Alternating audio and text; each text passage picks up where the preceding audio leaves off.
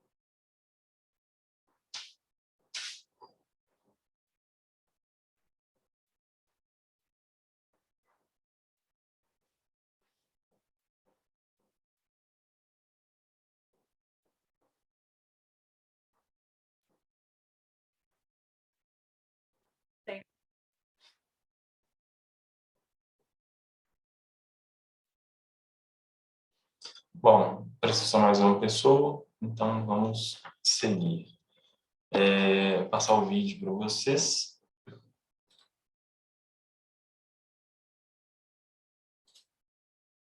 Vou precisar daquele feedback do volume.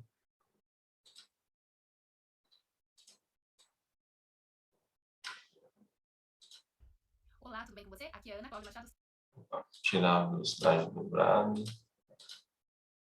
Silva, da Academia de Radiologia.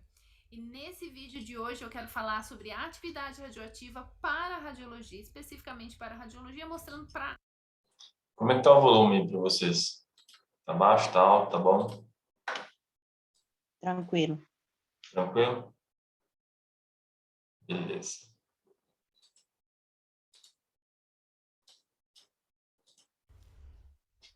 Olá, tudo bem com você? Aqui é a Ana Cláudia Machado Silva, da Academia de Radiologia.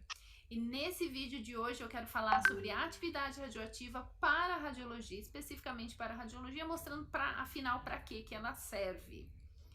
Então, se você não está inscrito aqui no nosso canal, já se inscreve aqui abaixo, ativa lá o sininho das notificações para que todas as vezes que a gente postar um novo conteúdo, você seja informado logo em primeira mão. E não esqueça de deixar lá o nosso joinha para que o nosso canal cresça aí cada dia mais. E eu agradeço a todos os inscritos aqui. Então, esse conteúdo de atividade radioativa, ele é abordado em alguns momentos para o curso de formação. Ele é abordado na física das radiações, em proteção radiológica e também quando a gente aprende sobre medicina nuclear. Porque a principal aplicação, pensando na radiologia, é na medicina nuclear. Possivelmente em algum momento você precise calcular a atividade de uma amostra que você tem radioativa após um determinado tempo. Então, a atividade radioativa, para que ela serve? Para determinar quanto de atividade daquele material, ou seja, o número de desintegrações eu terei após um determinado tempo. Vamos lá então para os nossos slides. Então tá aqui, de forma bem simples, eu tenho o conceito, o exemplo, a fórmula e ali para lembrar que eu tenho um processo, um fenômeno que é exponencial, que não é linear. Então olha só, atividade radioativa está relacionada ao número de desintegrações na unidade de tempo. Com o exemplo, eu tenho lá, por exemplo, eu tenho 1000 átomos e desses 1000 a gente quantifica que 50 átomos se desintegram em 5 segundos, eu tenho 50 dividido por 5, eu tenho 10 desintegrações por segundo. Eu tenho essa atividade. Desintegrações na unidade de tempo. Então, eu tenho uma taxa de decaimento total dessa amostra. E aí, se eu quiser estimar a atividade após um determinado tempo, eu vou usar essa fórmula. A igual a 0 vezes E elevado a menos lambda-T. O A é a atividade final, ou seja, a atividade que eu vou determinar após um certo tempo. A 0 é a minha atividade inicial. É aquele momento que eu tenho a primeira medida. E o lambda é a constante de decaimento. Então, a partir do conceito de meia-vida, a partir da meia-vida do material, eu tenho essa constante. E o tempo é o tempo qualquer. Eu posso calcular a atividade após uma semana, após um mês, após uma hora, após um ano, seja lá o tempo que for. E aí, esse gráfico está representando aí o conceito de meia-vida, que a gente já abordou no vídeo anterior. E aí, a partir desse gráfico, eu posso perceber que esse processo é um fenômeno exponencial. Unidade de medida. Então, como é que a gente mede a atividade? Então, nós temos a unidade de medida do sistema internacional, que é o becquerel, que é a unidade mais simples e mais fácil de entender, porque se eu tenho 1 becquerel, eu tenho uma desintegração por segundo. Se eu tenho 100 becqueréis, eu tenho 100 desintegrações por segundo. Agora, tem uma outra unidade que é o Curie, que é a unidade antiga, porém ainda é bastante utilizada. Então, quando eu tenho 1 Curie, eu tenho 3,7 vezes 10 elevado a 10ª desintegrações por segundo. Então, veja que 1 Curie é uma unidade bem grande. E aí, se eu quiser converter uma unidade para outra, eu vou usar a relação. 1 Curie é igual a 3,7 vezes 10 elevado a 10ª becqueréis. E aí, eu converto tanto Curie para becquerel ou becquerel para Curie. Então, nesse vídeo... Então, aí, para finalizarmos aí com esse gráfico mostrando o comportamento exponencial da atividade radioativa, nesse vídeo você entendeu qual o conceito de atividade radioativa e como a gente pode calcular essa atividade e como ela é quantificada através da unidade de becquerel ou mesmo da unidade Curie. E eu vejo você no próximo vídeo. Bom, eu acho que num trecho do vídeo, acho que ela cortou alguma fala dela, né? Deixa eu aproximar mais da luz. E aí, deu um cortezinho, mas deu para entender o vídeo. O que eu queria mostrar para vocês é um curriômetro, por causa do Curie, né? Curriômetro, utilizado na medicina nuclear. Que aí, o que você faz? Você coloca o material radioativo lá dentro, ele vai te dar o valor em atividade, certinho. Deixa eu pegar aqui. Aí, isso aqui dá.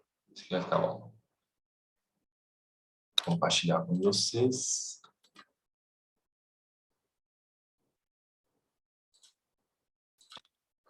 Eu tinha comentado, né, da medicina nuclear. Então, nos lugares, né, de medicina nuclear, tem muito uma bancada dessa aqui, ó. Dessa aqui, né, em que é proposto a blindagem para o funcionário mexer com material radioativo, que vai estar em forma líquida, né, que a gente chama de fonte aberta. Não serão vocês a mexer com isso, tá? É um outro profissional, ou então nessa blindagem amarela aqui, ó. Tem uma imagem melhor aqui? Tem. Aqui, ó. Só tem espaço para a pessoa enfiar as mãos e manipular aquele material radioativo, com a seringa, né, no frasco, como eu já tinha comentado com vocês. Essa blindagem, né, e aí depois ele vai pegar e vai colocar dentro desse poço aqui, ó, essa imagem aqui é melhor. Levanta isso aqui, e aí ele vai ter tipo uma concha, né, aí você coloca o material radioativo lá dentro do frasco, e introduz a haste, né, dentro É como se fosse tipo um receptor, tá, gente? Chama poço. E aí ele vai te dar o valor. Por exemplo, aqui, ó, 5,58 microcurie, né? É a atividade que está no equipamento do pessoal. Tem uma imagem aqui em cima que eu queria mostrar. Essa haste aqui, ó, cadê? Deixa eu voltar nela, gente. Essa haste aqui, ó, em cima, é essa aqui, ó. Então, você levanta a haste, você tem uma espécie de uma concha, né, que você pode colocar seu material radioativo.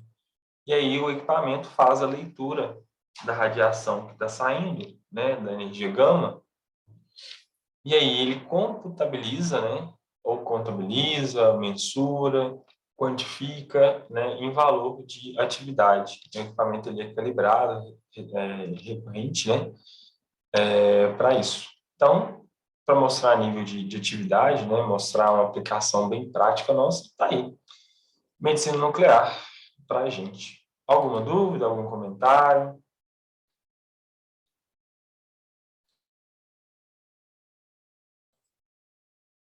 Todo mundo voltou do almoço agora, tá Não, a explicação tá processando. legal. Tá bom. O coração tá aceitando. Importante isso. Então, podemos seguir com o nosso conteúdo. Deixa eu compartilhar o material. Eu deixei esse vídeo aqui, ó, de sugestão para vocês. Esse aqui é para vocês esquentarem a cabeça, porque ela vai resolver exercícios referentes à atividade, tá? E aí, são bons exercícios, tá? Bem em caráter, só para vocês verem o nível de complexidade, que eu acho legal vocês serem expostos a algumas coisas bem mais complexas do que o que a gente vai trabalhar. Pra vocês verem que tem mais, ver que a fronteira é mais distante, sabe? Ver que tem para onde mais estudar e tal. Então, eu deixei esse vídeo aqui de sugestão para vocês observarem depois. Legal, legal. Bom, vamos falar dos raios-x, propriamente dito. Daqui a pouco eu faço a chamada.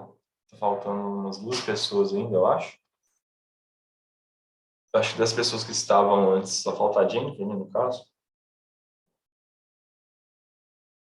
Deixa eu ver. Porque a outra era a Fúvia, que estava com dois logins. Beleza. Os raios-x em si, né? Então a gente já passou por um conteúdo considerável da disciplina.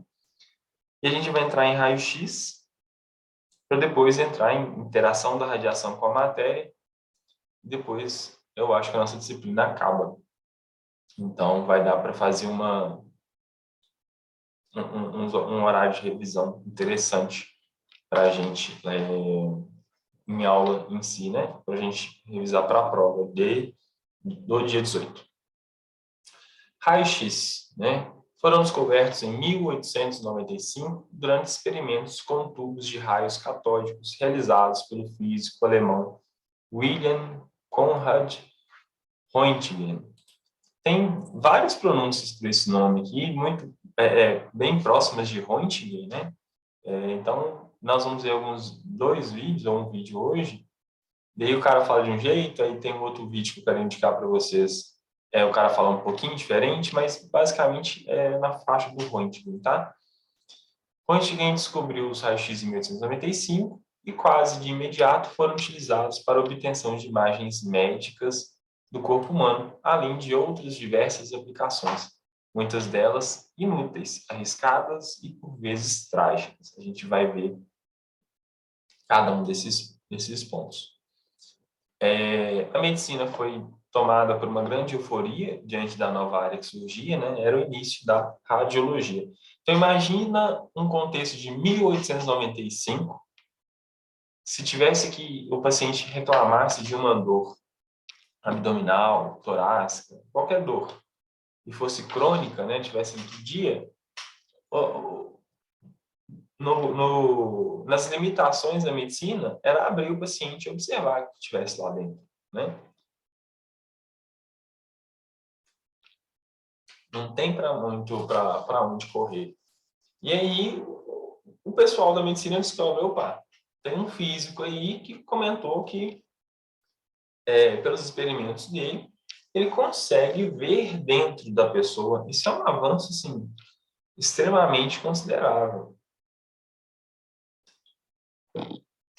E aí, muitas das vezes, nem sempre, né, a radiação, né, o raio-x foi muito bem utilizado, a gente vai ver, mas a medicina, assim, abraçou com todo carinho e toda emoção. Nessa fase de descobertas e de desconhecimento dos riscos envolvidos, tentava-se ampliar a utilização dos raios-x. Imagina um pessoal, agora sem ser da área médica, né, que ouviu falar do raio-x, né? E aí é atração, gente. É como se fosse, como é que eu posso dizer? É uma novidade estrondosa para um pessoal que nunca tinha conseguido enxergar dentro da pessoa, sem ter que abrir, agora consegue fazer isso. Então, é como se fosse um produto de mercado, sabe? Foi uma inovação, assim, extremamente marcante para a época, tá? Então, por isso que as pessoas queriam usar o feixe raio-x para tudo, né? E a gente vai ver alguns exemplos. Esse aqui é o Röntgen. Eu vou ver se minha barba fica grande desse jeito, para você fica inteligente igual ele, né? Que o cara foi brabo, né? Descobriu o raio-x. E essa mãozinha aqui, ó, vocês vão ver falar dela várias vezes, em vários livros de física das radiações, de radiologia. Tem a mão da esposa do Röntgen. Ela foi a primeira radiografia feita, então essa ideia que esse que seja a aliança dela. E aí eu fico pensando o quanto o Röntgen queria mostrar que a mulher dele era casada, né? E olha o tamanho da aliança na mão da esposa dele. E essa radiografia, para mim, né, da esposa do Röntgen, ela ganhou um significado importante. Eu estava assistindo uma palestra do chefe da radiologia no ML, e aí, naquele período de Brumadinho, né, os corpos foram todos para lá, e aí eles acharam apenas uma mão, né, só a mão puramente simples, só uma mão. E essa mão estava no meio do material que eles estavam fazendo a radiografia, e aí ele comentou que pela mão ter uma aliança, material metálico, chamou atenção na imagem, né? Porque gera um certo ruído na imagem para a gente. Vocês vão ver isso em Física 2. Por isso que quando vocês vão fazer a radiografia, pede para tirar o colar da região do peito, por exemplo, uma radiografia de tórax. Se tiver alguma moeda no bolso, coisa do tipo. E aí, devido àquela mão, com aquela aliança, pegaram a aliança, limparam, viram o nome dentro, e aí a família, né, que tinha entrado em contato, porque tinha um parente sumido, trabalhava na empresa, foi constatado que a mão daquele cadáver era a mão do esposo da mulher devido à aliança, porque o nome dentro era exatamente o nome da mulher, né? Então, criou-se esse laço aí de casamento devido à aliança. Então, foi descoberto a morte dele justamente no contexto desse de uma radiografia da mão como aliança. Então, toda vez que eu vejo essa mão, eu lembro do contexto do ML e tal. Vocês verem que ML não é só anatomia, né? Tem pessoas, né? Tem famílias por trás. E aí, toda vez que eu vejo essa imagem, eu lembro dessa história e essa imagem ganhou um significado diferente para mim. E olha que eu nem trabalhei no IML nessa época. Mas essa aqui é a mão da esposa do Röntgen, tá? É a primeira radiografia feita.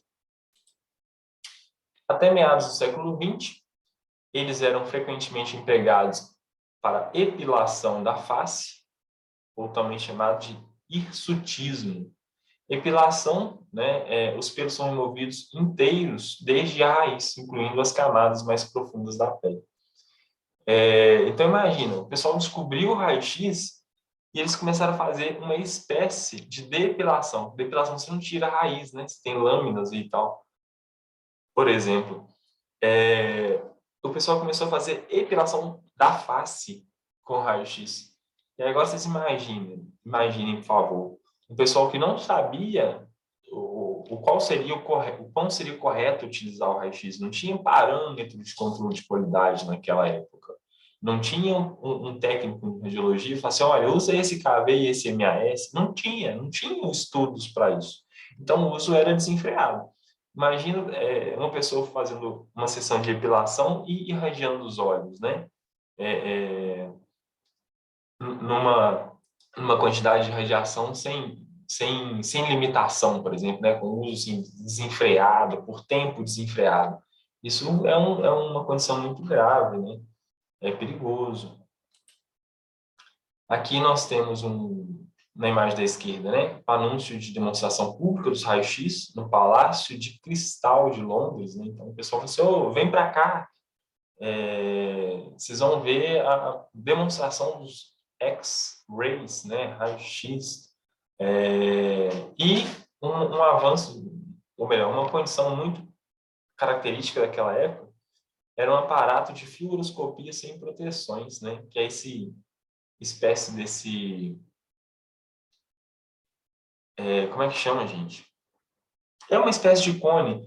Quem é mais novo aqui não vai lembrar, não. Deixa eu ver. Ana Cláudia, que eu acho que é nova, não vai lembrar. Maria Eduarda.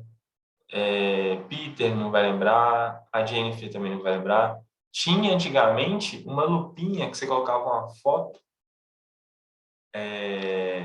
de uma pessoa, né, um parente, e aí você colocava no olho assim, ó, e você ficava enxergando aquela foto. Era tipo um cone, igual esse aqui do cara, que eu não consigo lembrar o nome de jeito nenhum. De jeito nenhum. Gente, alguém dá luz com esse nome? Vocês vão lembrar, eu sei disso. Gente, eu tava com o nome para poder fazer o comparativo para falar com vocês.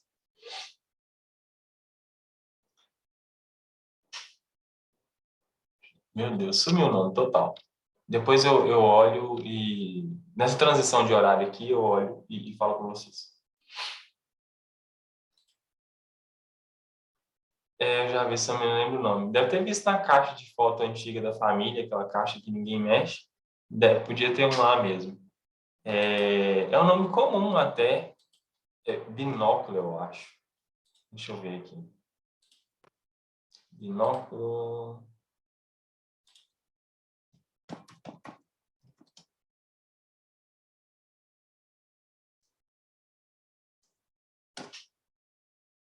Isso, binóculos. Binóculos, olha só o nome. Binóculos de foto. Cadê? O monóculo, né, na verdade. Que é para um olho só.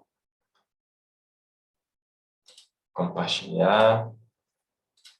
Olha, vocês estão aprendendo coisa histórica. Esse aqui é um monóculo, né?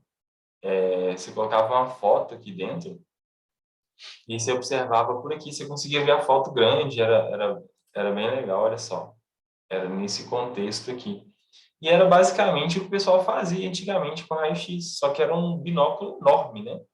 E ficava emitindo radiação e o médico observava dentro do pulmão, né? Dentro da caixa torácica do paciente, sem proteção nenhuma, sem radioproteção, que vocês vão ouvir falar, que não existia na época ainda. E eles usavam na ideia de fluoroscopia. Deixa eu mostrar para vocês aqui, que talvez vocês não conheçam, que são esses exames aqui, ó. Você tem... Não, esse aqui não, queria mostrar outro. É um equipamento desse aqui, ó, né, de arco em C, de fluoroscopia. Aqui em cima é o receptor da energia, aqui é o emissor de raio-x, e o paciente... não fiz chamada, Jennifer. Ainda não. o paciente fica aqui, ó, o emissor está aqui embaixo, o emissor sempre fica embaixo, o receptor em cima, e libera energia de raio-x, né, e vai fazendo imagens em tempo real. Era basicamente, né, o que acontecia aqui, ó, com esse cara no nosso material.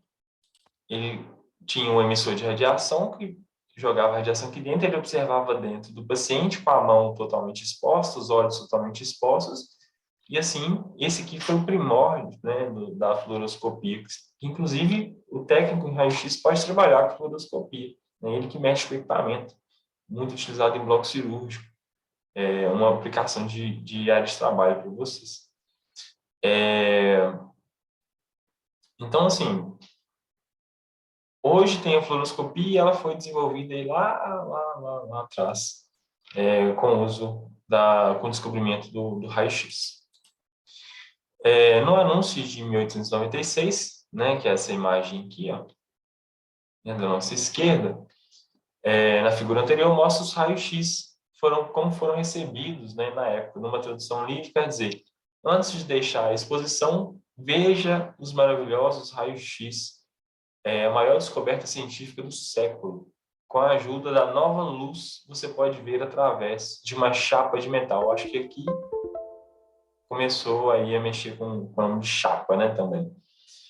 Através de um bloco de madeira e também contar as moedas dentro da sua carteira. Então, o pessoal colocava um filme, colocava a carteira da pessoa, fazia a radiografia, e depois a pessoa pegava a folha, né, o filme dela, chamado talvez de chapa de metal ali, e contava quantas moedas tinha, né? Então, era algo atrativo na época. A entrada de 3 pinhas, ou piniers, não sei, aberto todo dia, tiram-se fotografias de raio-x. Imagina, você vai para uma feira, como eles tiram uma fotografia de raio-x, hoje a gente faz para diagnóstico, né? Mas não deixa de ser uma fotografia de raio-x. Então, percebam como é que o raio-x ganhou um status, né, na época.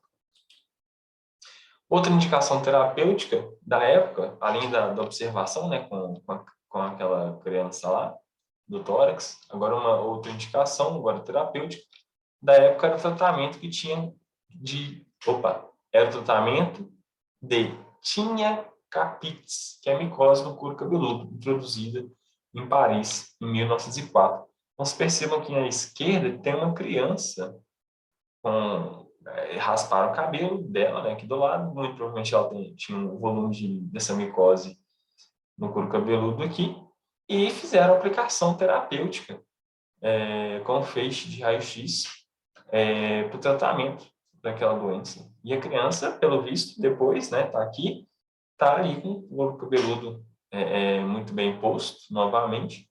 Então, você olha e fala, poxa, conseguiram dar uma utilização legal, né, para o raio-x. Além de fazer um diagnóstico, agora tem terapia. E isso é em 1904. Nem eu que sou velho estava vivo em 1904, sabe? Então, a gente consegue ver já as origens de aplicações. Hoje em dia, a gente usa, deixa eu compartilhar aqui, nessa ideia de terapia, acelerador linear. Nessa ideia de tratamento, né, por exemplo, a gente usa o quê? Usa a radioterapia, que trabalha com feixe de raio-x também. Por exemplo, aqui tem um paciente, pode sair feixe de raio-x aqui para poder irradiar o paciente, né? Aqui um outro equipamento que é chamado de acelerador linear, que ele acelera a partícula aqui, ela choca com o alvo, que a gente vai ver mais para frente, e libera o raio-x para o paciente que está deitado aqui. Por exemplo, nessa condição aqui, tá? Ilustrativa somente. Ou nessa aqui também. O esquema é esse. Então, olha só para vocês verem como é que uma terapia lá atrás tem influência hoje e é o mesmo raio-x. E aí entra o que eu comentei com vocês na aula, na primeira aula. Eu falei, gente, a física é a mesma, que muda é o equipamento. E percebam que a física é a mesma. Às vezes, agora o que eu uso é mais consciente, mas a física é a mesma. O que mudou de lá para cá? Equipamento. né? Agora deixa eu tomar água, porque eu já falei igual pobre embaixo da chuva, né?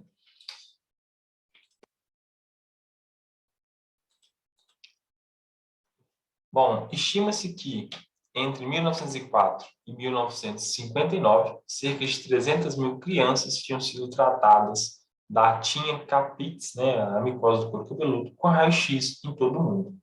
O acompanhamento de 2.043 pacientes tratados na infância mostrou incidência maior de câncer do que no grupo de controle. O grupo de controle são pessoas que foram tratadas de outra maneira ou que não foram submetidas ao mesmo processo, grosseiramente dizendo. Então, aquelas pessoas que foram tratadas com um índice de radiação pré-estabelecido na época, né, apresentou um índice maior de câncer. Então, isso já começou a ligar um alerta para as pessoas, tipo assim, olha, se a gente não souber usar, lá na frente pode acontecer alguma coisa com essa pessoa, né? Ou no decorrer da vida, né? O lá para frente pode simbolizar isso também. Essas pessoas podem desenvolver alguma patologia, alguma doença. Então, já começa a ligar um alerta aí para as pessoas. Os primeiros equipamentos de radiografia não contavam com qualquer tipo de blindagem ou filtragem de raio-x, né? Naquela época, as consequências da exposição excessiva a raio-x ainda eram obscuras. No final do século XIX,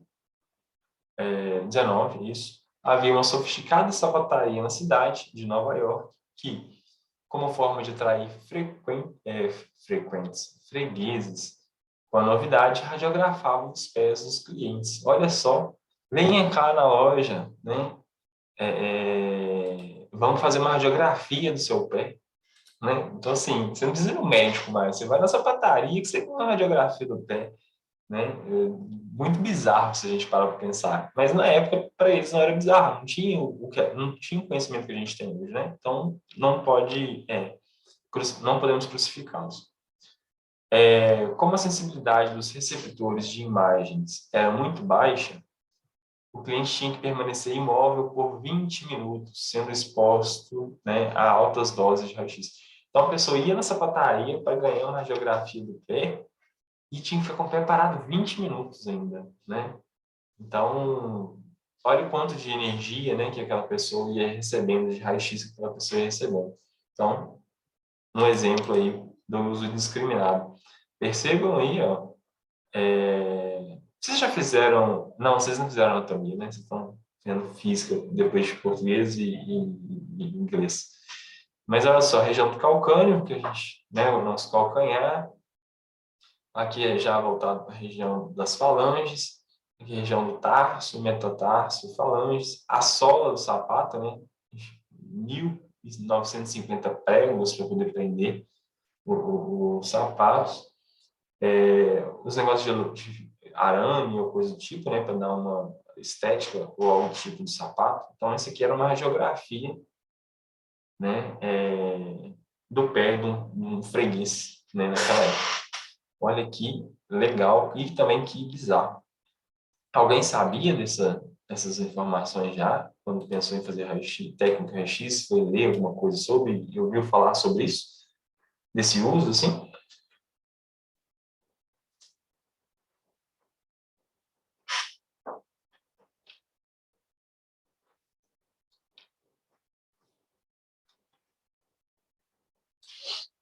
Esse silêncio quer dizer não?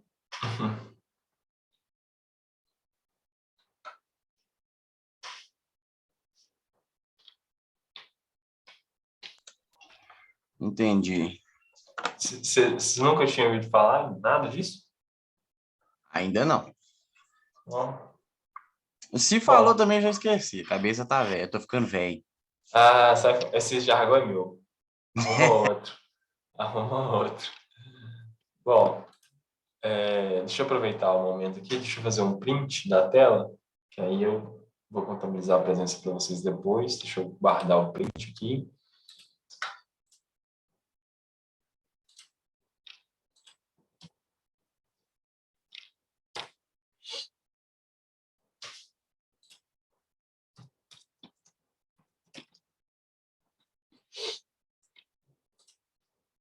Bom, 3 minutos para o Zoom, 3h30, tá cedo.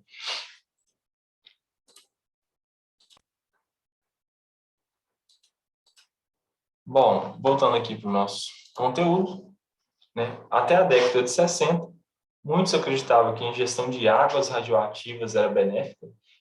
Ainda hoje persiste a crença popular de que as areias monazíticas de Guarapari, né, do Espírito Santo, ou águas minerais radioativas têm efeitos benéficos no tratamento de reumatismo e gota, entre outras doenças. Eu trouxe esse trecho porque é muito comum, né? Bom, deixa eu corrigir minha frase. Não é tão comum, igual muito comum, né? Mas é comum de achar pessoas que acreditem que um pouquinho de dose de radiação, né, não faça mal para a pessoa, né? No sentido de comparação, de tipo assim, veneno é mal? Faz mal? Faz. Mas se você usar um pouquinho, ele não pode servir de remédio? Então a galera fica muito nessa comparação, sabe? Ah, eu não estou me expondo da radiação demais, né? Eu estou pegando só um pouquinho faz bem, né? Não sei de onde eles tiraram isso. O pouquinho deles é além do que a gente já recebe normal, né? De luz do sol, de radiofrequência, de nosso dia a dia, né? De radiação natural, né? Do radônio, que a gente já tinha visto, né? Na aula. Então, um pouco além do que a gente já recebe por viver, né? E aí a galera acha que, vou receber um pouquinho de radiação aqui, mas é só para ter um equilíbrio na vida, né? Equilíbrio é tudo. Então, a gente respeita. Não há dúvidas de que a exposição a qualquer nível de radiação pode elevar as chances de ocorrência de efeitos biológicos, né? Seja uma quantidade excessiva de radiação, pode provocar uma queimadura, por exemplo, ou pode ser um pouquinho de radiação acumulada ali todo dia, né, ao longo dos anos, e pode ser um indicativo de um câncer no futuro. Como eu posso dizer? Não deixa de ser verdade, né? Mas não quer dizer que se vocês não trabalharem direito, a chance disso acontecer é bem mais reduzida, né? Consideravelmente. Os primeiros registros fotográficos dos efeitos de raio-x surgiram já no ano seguinte da sua descoberta. Aqui nós temos uma radiodermatite, né, causada por raio-x, em 1897, e um carcinoma desenvolvido após dermatite, em 1904. Então, percebam que era um uso assim, bem desenfreado, né, do raio-x, né? Não era uma coisa consciente igual a gente tem hoje, né? Naquela época não existia radioproteção, né? Igual existe hoje. Radioproteção, vocês não ouviram falar ainda, mas de forma resumida, ou melhor, deixa eu voltar nesse slide no próximo, eu vou encerrar em menos de um minuto. E aí no próximo eu volto nessa parte, pode ser?